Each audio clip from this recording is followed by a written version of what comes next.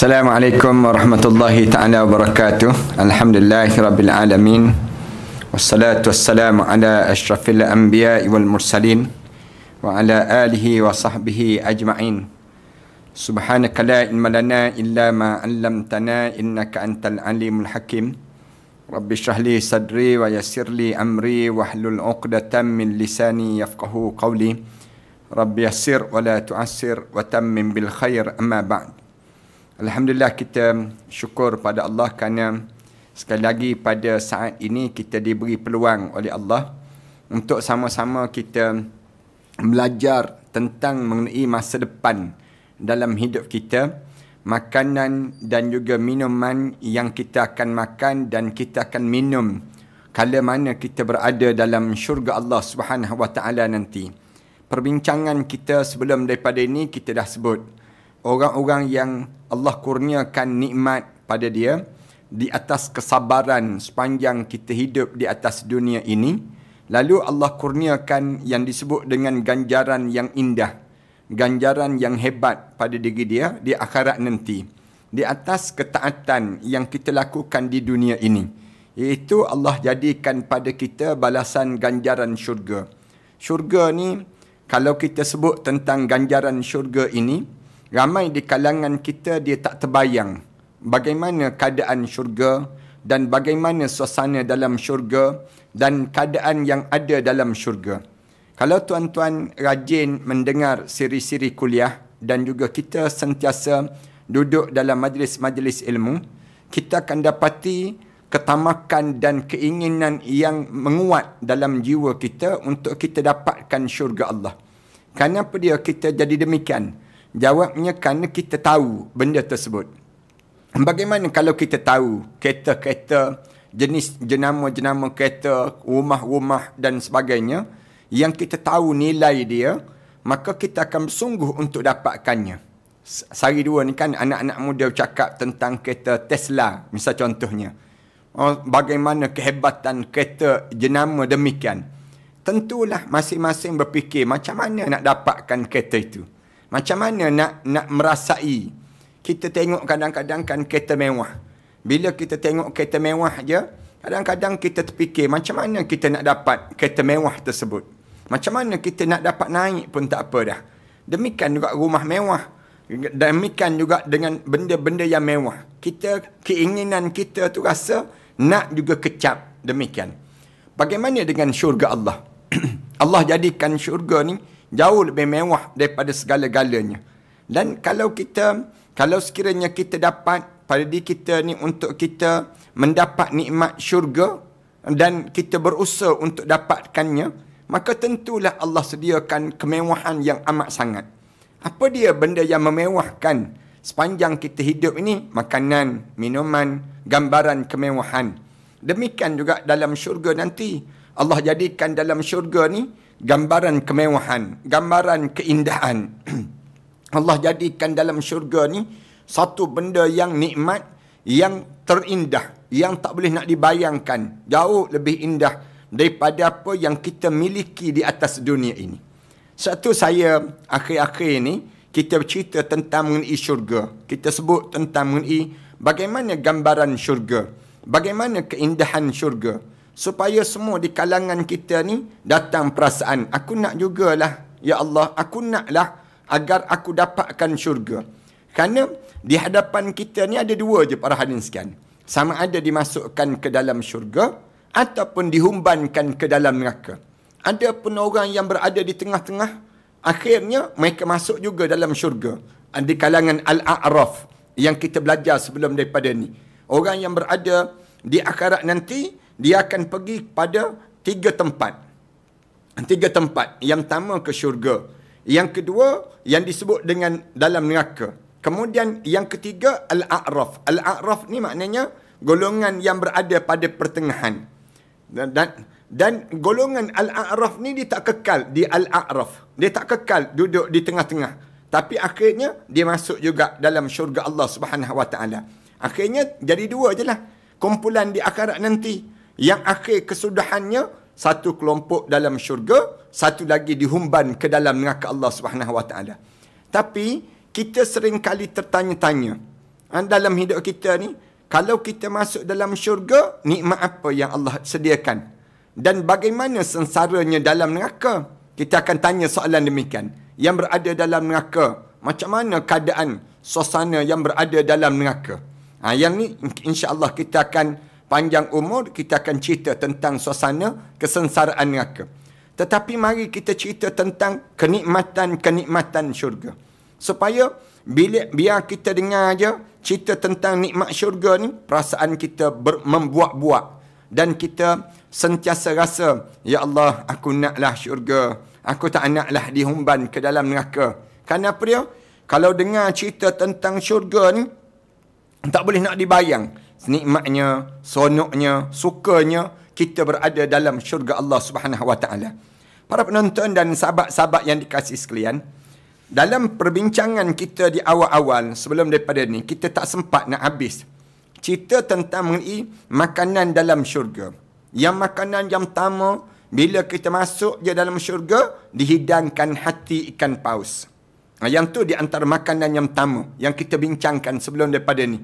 Dan banyak hadis-hadis Rasulullah sallallahu alaihi wasallam yang cerita tentang mengenai perkara demikian. Hati ikan paus dipanggil yang pertama. Yang kedua, kita akan makan daging-daging lembu. Yang ni disebut dalam hadis-hadis yang cerita perkara demikian. Daging-daging lembu. Kemudian yang ketiga, kita akan makan dalam syurga nanti mengikut keinginan hati. Mengikut keinginan hati ini, dasar pada ayat Quran Karim sebut. Dalam yutafu alaihim bisihafin min zahabin wa akwabin. Wa fiha ma tashtahil anfus. Wa talazzul a'yun. Wa antum fiha khalidun. Ini ayat yang Allah Subhanahu Wa Taala cerita tentang mengenai bagaimana dan dalam syurga tu apa yang kamu menginginkan dalam hati kamu. Wa fiha ma tashtahil anfus. Allah Subhanahu Wa Taala sebut mengikut selera jiwa masing-masing. Berada dalam syurga nanti, kalian akan rasa nikmat yang disebut dengan apa dia? Nikmat yang namakan dengan keadaan dalam syurga Allah Subhanahu Wa Taala tersebut. Kita ikut nak rasa lama dah tak makan tom yum, misal contohnya, maka dapat nikmat tom yum. Lama dah dalam diri kita ni tak dapat yang disebut yang tu, yang ni dan sebagainya. Semua dapat. Kenapa dapat ni? Kerana kurniaan yang Allah kurniakan mengikut perasaan dan pada jiwa kita ini sendiri. Kemudian yang ketiga.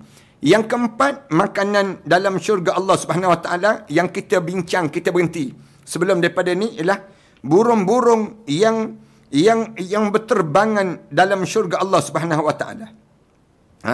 Kemudian ni burung-burung walahmi tayrin mimma yashtahun, dan daging burung-burung daripada apa yang kamu inginkan. Daging burung.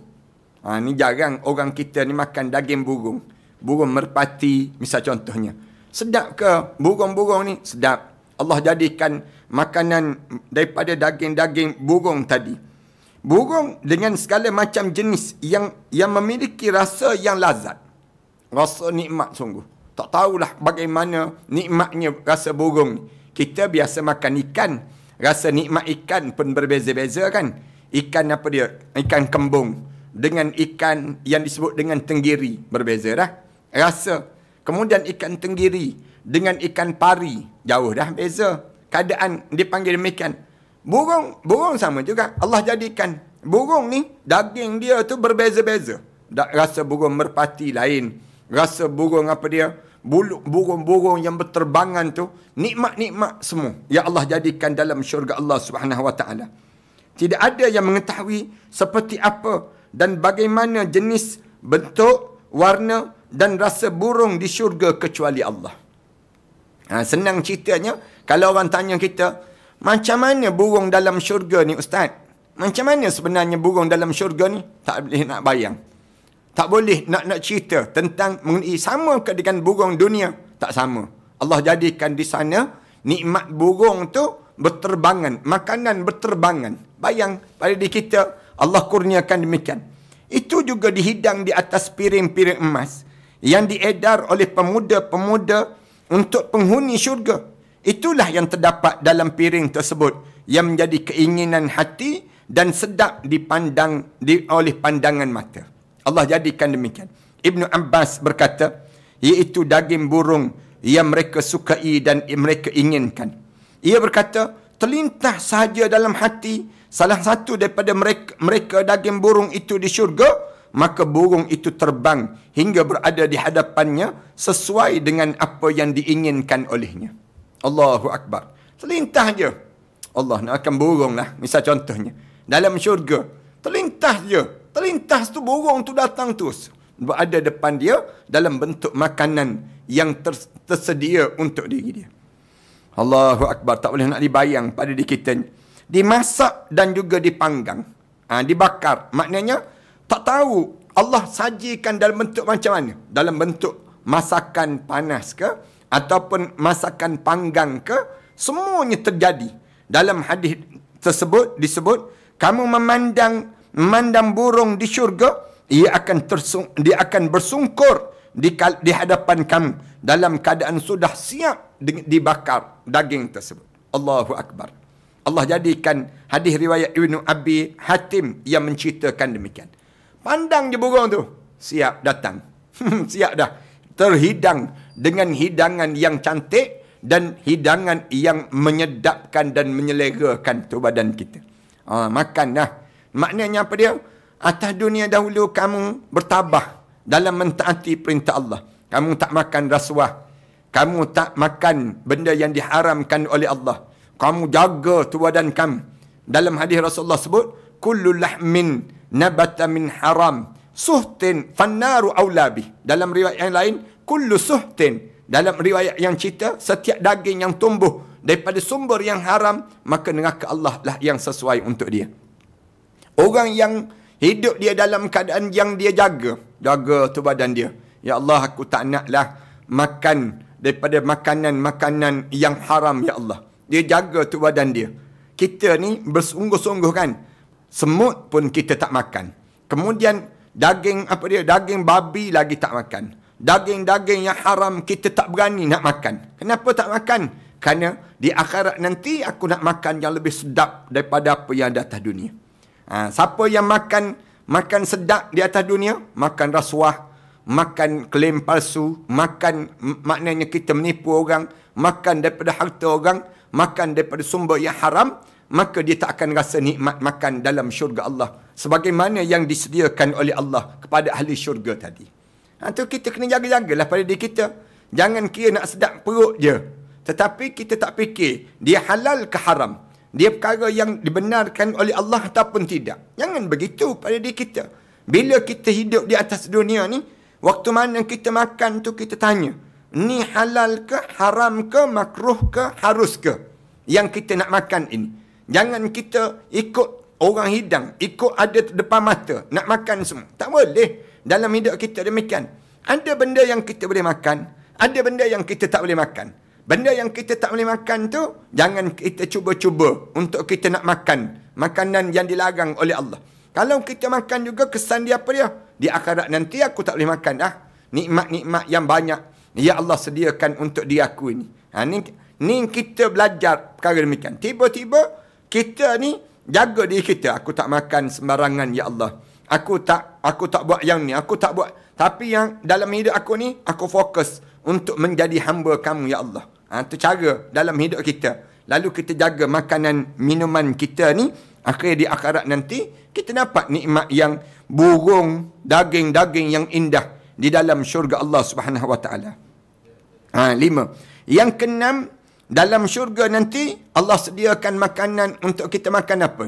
Yang disebut dengan buah-buahan. Buah-buahan yang banyak dan juga yang indah. Buah-buah yang banyak dan juga yang indah ni merupakan buah-buahan yang Allah sediakan dalam syurga Allah Subhanahu Wa Taala nanti. Ini cara pada diri kita yang kita jaga pada diri kita. Firman Allah, wa amdatnahum bifakihatin wa lahmin mimma yashtahun. Allah Subhanahu Wa Taala sebut, dan kami beri mereka tambahan dengan buah-buahan dan juga daging-daging daripada segala jenis yang mereka inginkan. Allah Subhanahu Wa Taala sebut dalam surah At-Tur ayat yang ke-22. At-Tur ayat yang ke-22. Wa amdatnahum, dan kami telah tambahkan makanan-makanan pada mereka. Bifakihatin, dengan buah-buahan. Yang apa dia? Walahmin, dan juga daging-daging yang sedap. Mimma yashtahun, daripada apa yang kamu inginkan, yang mereka inginkan. Ikut terlintas je. Terlintas je dalam hati. Lama dah tak makan steak, misal contohnya. Dalam syurga teringat nak makan steak. Misal contoh. Ataupun lama dah tak makan apa dia? Carbonara misal contohnya. Ataupun lama dah tak makan yang disebut dengan nama-nama yang pelik-pelik ni antara dunia ni. Kita pun rasa je datang terus makanan tersebut. Allah jadikan untuk ahli syurga Allah Subhanahu wa taala. Dan daging disebut dalam ayat yang mulia tersebut, kata tersebut mutlak tanpa dibatasi dengan jenis ataupun nama tertentu sehingga mencakup semua jenis daging yang dipersiapkan oleh Allah untuk orang-orang mukmin dalam syurga. Allah guna walahmin mimma yashtahun, dan daging-daging tu tak kira daging kijang rasa sedap, daging rusa misal contohnya. Daging apa dia? Ada setengah orang dia kata daging yang paling sedap apa dia? Wagyu misal contohnya. Daging wagyu. Rasa lama dah tak makan daging wagyu. Datang daging-daging demikian. Sebab tu siapa yang dia nak supaya nikmat ini didapat dalam syurga Allah, makanan yang sedap-sedap dalam syurga Allah, jaga di atas dunia ini. Jangan sembarangan makan makanan yang kita tak tahu daripada mana masuk dalam mulut kita, kemudian masuk dalam badan kita. Makanan-makanan itu akhirnya di akhirat nanti kita masuk dalam neraka Allah SWT. Jangan demikian. Biar kita ni, bila kita makan, di akhirat nanti bila sampai dalam syurga, kita dapat makanan yang sedap-sedap, yang indah-indah, yang Allah sediakan pada setiap di kalangan orang-orang yang saleh di kalangan kita ini. Ini cara Allah SWT jadikan. Firman Allah Ta'ala lagi, di antara nikmat yang paling besar ialah Allah memanggil dan berbicara dengan kita di syurga nanti. Makan dan minumlah. Allah Subhanahu Wa Taala sebut, kulu washrabu, makan dan minumlah dengan nikmat yang disebabkan amal yang telah kamu kerjakan. Allah Subhanahu Wa Taala sebut cerita demikian. Kulu washrabu, makan dan minumlah dengan nikmat yang mana kamu kerjakan di atas dunia dahulu. Kamu makan segala-galanya di atas dunia dahulu. Kamu berpuasa di atas dunia dahulu. Kamu dalam keadaan kepenatan di atas dunia dahulu. Kamu dalam keadaan menahan diri kamu daripada makan rasuah, daripada makan makanan-makanan yang entah apa-apa.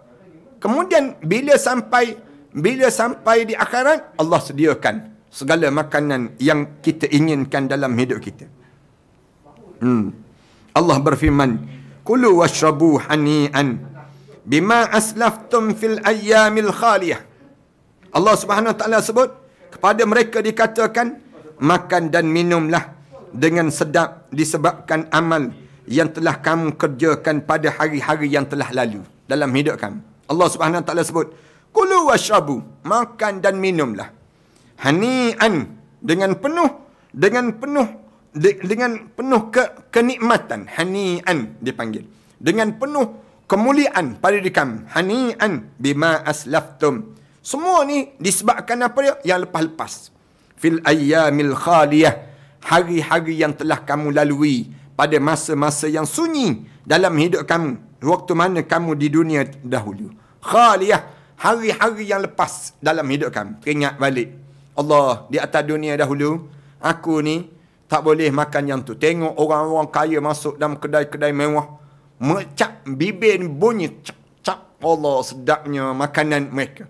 Tapi kita tahan diri kita. Allah jadikan nikmat itu berada dalam syurga Allah Subhanahu Wa Taala.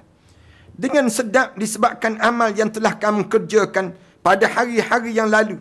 Maksudnya ialah makan dan minumlah berbagai jenis makanan dan minuman yang telah diharamkan bagi kalian di atas dunia dahulu. Atas dunia dahulu, kamu diharamkan makanan ini. Yang disebutnya pada diri kita, di atas dunia ni kita tak boleh makan yang tu, tak boleh makan yang ni. Kerana apa dia? Kerana ni daripada sumber yang haram, sumber yang tak baik dan sebagainya.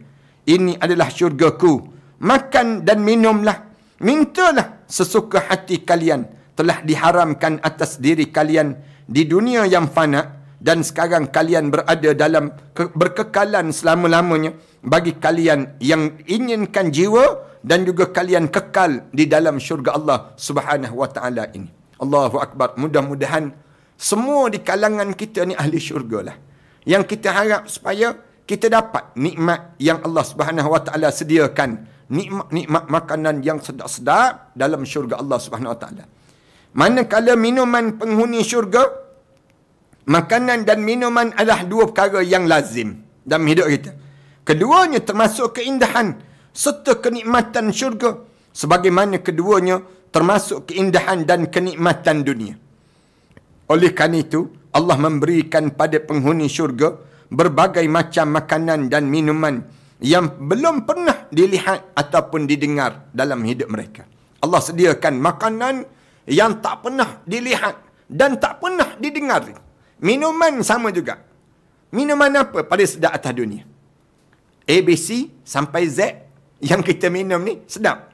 Kita rasa. Ataupun cendol, air minuman apa yang sedap? Nata di koko, air laici kang, air apa yang sedap atas dunia? Tak boleh lawan dengan sedapnya air dalam syurga Allah Subhanahu wa taala. Ya Allah jadikan hal ini kerana syurga merupakan alam yang berbeza dengan alam kehidupan dunia ini. Syurga tak sama dengan yang di antara dalam syurga dan yang berada di atas dunia ini. Jenis minuman yang diedarkan oleh pemuda-pemuda di syurga kepada orang-orang mukmin sangat lazat dan nikmat. Ia juga memiliki bauan khusus dan rasa yang berbeza. Allahu akbar. Allah jadikan air dalam syurga ditutup dengan kasturi yang menambah rasa lazat dan nikmat. Tuan-tuan, kadang-kadang kan kita pergi ke hotel-hotel mewah, kita tengok cara persembahan gelas. Gelas tu pun mengiurkan kita. Dia letak dengan bunga, dia letak dengan, kalau watermelon tu, dia letak dengan tembikai, dia letak dengan mangga, dia letak dengan buah-buah, di birai-birai bekas-bekas tersebut. Kita rasa sedap. Allah, sedapnya, ya Allah. Sedapnya kita rasa. Tu di atas dunia. Dunia pun kita rasa demikian. Bayangkan dalam syurga Allah. Dalam syurga Allah, Allah jadikan di dalam Al-Quran itu, Allah sediakan nikmat. Di dalam Al-Quran yang mulia, banyak sekali ayat mulia yang di dalamnya Allah menceritakan minuman penghuni syurga. Sebagaimana dia banyak sekali membicarakan tentang bekas-bekas gelas dan juga yang disebut dengan piala-piala yang menjadikan tempat air yang diletakkan. Ini adalah kurniaan agung daripada Allah kerana dia menerangkan pada kita karamah dan kurniaannya yang dipersiapkan untuk hamba-hambanya. Allah telah menyiapkan nikmat ini untuk orang-orang yang saleh. Maknanya memilih hidup ini daripada menjadi si munafik dan juga si kafir, jauh lebih baik memilih menjadi mukmin. Tak cerdik dalam hidup kita kalau kita memilih menjadi si kafir ataupun si munafik dalam hidup ini. Pilihlah hidup ini untuk menjadi orang mukmin. Bila kita pilih untuk menjadi orang mukmin, ganjaran yang Allah sedia di akhirat nanti jauh lebih baik daripada ganjaran yang kita nampak di atas dunia ini. Satu, jangan terpesona dengan nikmat dunia. Orang kita kan, dia cepat sangat kagum dengan nikmat dunia. Dia tak rasa nikmat akhirat itu jauh lebih hebat daripada nikmat dunia. Kita tengok orang naik, orang kaya.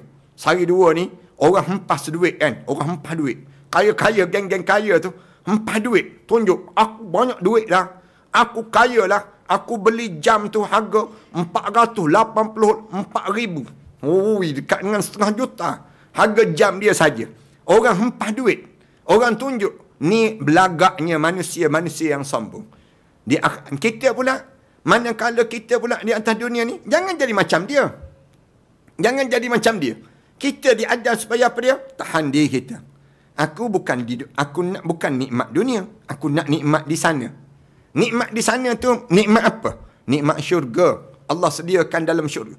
Allah tak akan masukkan orang dalam syurga kalau ada sebesar biji zarah perasaan sombong. Kibriya, rasa sombong, tak masuk dalam syurga. La yadkhulul jannah Man kana fi qalbihi mithqala zarratin al-kibriya. Rasulullah sebut demikian. Tak akan masuk syurga siapa-siapa yang ada atas dunia ni, perasaan sebesar biji sawi itu, sebesar zarah yang berterbangan, kamu tengok yang berterbangan tersebut, perasaan sombong dalam hati kamu, Allah tak akan masuk kan kamu dalam syurga Allah. Allah masukkan dia ke mana? Allah masukkan dalam neraka dahulu.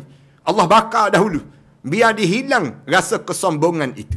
Manakala kita jangan jadi orang yang sombong, jadilah orang yang tawaduk, sentiasa hidup merendah daripada kita mendongak.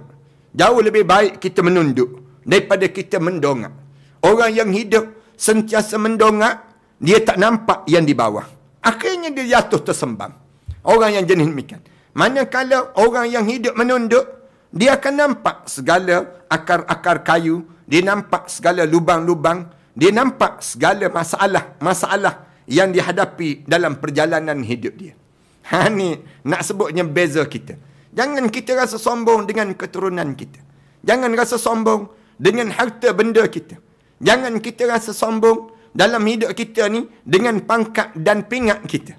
Tetapi rasa banggalah kita menjadi mukmin yang sentiasa tawaduk, sentiasa merendah dalam hidup. Kenapa? Kerana syurga-syurga ni Allah sediakan untuk orang yang menunduk, bukan orang yang mendongak. Manakala orang yang mendongak, tak ada jalan untuk dia jalan ke syurga. Tetapi jalan dia senang untuk dia terhumban ke dalam kawah api neraka Allah Subhanahu Wa Taala. Ni sifat yang mesti ada pada diri kita demikian. Lalu orang-orang yang ni Allah kurniakan pada dia nikmat, kurniaan, kemuliaan yang dipersiap untuk hamba-Nya yang beriman untuk masuki syurga, negeri yang kekal dan tetap bagi mereka tersebut. Orang mukmin kan begitu. Saya sentiasa sebut pada diri saya sebut pada sahabat-sahabat saya, mana-mana orang yang bersahabat dengan saya sentiasa sebut perkara demikian. Saya kata kita tak payah pandanglah dunia ni. Yang nikmat yang Allah bagi pada kita dunia ni sekejap je pada diri kita. Segala benda. Tuan-tuan tengok rumah tuan-tuan. Berapa lama lagi tuan-tuan boleh hidup dalam rumah tuan-tuan? Akhirnya ada ke orang ke bumi jenazah, ke bumi mayat dalam rumah? Tak ada. Orang hantar ke kubur mayat dia. Tuan-tuan rasa bangga dengan kereta tuan-tuan. Berapa lama tuan-tuan boleh bangga dengan kereta tuan-tuan? Boleh bertahan kereta tu berapa lama? Nak sebutnya kesombongan kita dengan cara demikian. Segala benda yang kita ada, segala apa yang kita miliki, semuanya bersifat pinjaman sementara. Yang kekal ialah amalan yang sedang kita persiapkan untuk dibawa ke hadapan Allah, ditunjuk di hadapan Allah Subhanahu Wa Taala nanti. Lalu dalam hidup kita ni, kita diajar supaya apa dia? Bertabah dan bertahan. Sekejap je dunia ni, sekejap tuan-tuan. Dunia ni hidup 60 tahun, 70 tahun. Berakhirlah kita. 80 tahun, panjang sikit, sampai 90 lebih. Macam Tuan Dr. Mahathir, panjang sikit. Ini panggil demikian. Kalau Allah panjangkan sikit umur kita. Tapi kalau sekiranya Allah pendekkan, saya tengok ramai anak-anak muda yang usia muda-muda dah mati sekarang ni. Lebih-lebih lagi yang kena COVID. Yang kena COVID itu 27 tahun, kemudian 28 tahun, yang 30 tahun dan sebagainya. Mati awal. Allah matikan awal dalam hidup ini. Maknanya apa dia? Yang kita letih, yang kita penat ni untuk apa? Kita kejar apa? Dalam hidup kita demikian. Sedangkan nun di sana jauh lebih kekal. Nun di sana jauh lebih baik dibandingkan dengan segala apa yang kita miliki pada hari ini. Semua kan Rasulullah sebut, baju yang kamu beli baru tu lama-lama buruk di ampaian. Rasulullah sebut demikian. Makanan yang kamu makan sedap tu lama-lama sudahnya ke dalam jamban. Lama-lama sedapnya ke dalam jamban. Kamu apa dia lagi? Tubuh badan kamu yang cantik-cantik itu lama-lama berkedut dan berkerut. Apa lagi yang ada pada diri kita? Segala benda yang ada pada kita semuanya akan fana. Yang kekal dalam hidup kita, yang kekal ialah amalan yang kita sedang buat ini untuk kita nak bawa sampai ke hadapan nanti. Tuan-tuan jangan terjebak dengan perangkap-perangkap dunia. Perangkap orang kita ni, perangkap Facebook pun tak boleh lepas dah. Perangkap dunia lagi tak lepas. Perangkap Facebook je. Malam-malam orang niaga barang-barang Pukul 3 pagi orang meniaga yang disebut dengan apa dia? Meniaga barang-barang yang apa ni sebut ni? Dia panggil barang-barang yang second hand. Misal contohnya. Barang-barang yang bundle. Barang-barang bundle ni. Misal contohnya. Kadang-kadang orang kita pukul 3 pagi. Daripada dia sibuk duk tengok barang bundle tu. Dalam Facebook ke, dalam YouTube ke, dalam Instagram ke, dalam apa dia? Dalam TikTok ke dan sebagainya. Lebih baik dia bangun tahajud malam. Daripada dia bersengkam mata. Nak tunggu barang bandel ni, harga dia turun. Kadang-kadang yang meniaga bandel tu kita tengok sampai 7K, 8K. Orang yang meniaga masa-masa demikian. Sibuk meniaga demikian. Manakala yang cerita tentang agama, sebut tentang akhirat, ke mana mereka tersebut? Nak sebutnya gambaran di kalangan kita. Ramai di kalangan kita ni terhabis keadaan demikian. Rugi dalam hidup mereka. Jangan kita jadi demikian. Firman Allah Ta'ala, Allah sebut, yatufu alaihim wildanum mukhalladun biakwabin wa abariqa wa ka'sim min ma'in la yusadda'una anha wa la yunzifun. Allah Subhanahu Wa Ta'ala sebut, orang-orang yang dalam syurga nanti, mereka dikelilingi oleh anak-anak muda yang tetap muda. Yatufu alaihim wildan mukhalladun. Anak-anak muda yang mukhalladun. Mukhalladun ni maknanya kekal. Muda je. Sekarang kita tengok anak muda. Kejap lagi, 10 tahun lagi kita tengok mereka ni dah tua. Ni anak muda. Kita kata dulu anak muda. Sekarang dah jadi anak tua. Kita sebut demikian. Ni nak gambarkan orang di dunia. Tapi orang dalam syurga, yatufu alaihim wildanun mukhalladun. Mereka dikelilingi oleh anak-anak muda yang berkekalan muda. Ya, berkekalan muda. Biakwabin wa abariqa wa ka'sim min ma'in. Dengan keadaan di tangan-tangan mereka tu membawa gelas-gelas, cerek-cerek dan minuman yang diambil daripada air yang mengalir. Yang diambil daripada air yang mengalir ni. Mereka jadi pelayan-pelayan dalam syurga. Pemuda-pemuda yang tampan. Siapa mereka ni? Anak-anak yang meninggal dunia waktu mana kecil. Yang mereka ni, mak ayah mereka orang kafir. Mak ayah mereka tak beriman pada Allah. Merekanya lahir dalam keadaan fitrah. Mati dalam keadaan fitrah. Mereka menjadi pemuda-pemuda yang kacak-kacak. Dan mereka ini pelayan-pelayan yang Allah jadikan dalam syurga Allah Subhanahu Wa Ta'ala. Bayang seorang dijaga oleh 70,000 pemuda-pemuda yang tampan-tampan.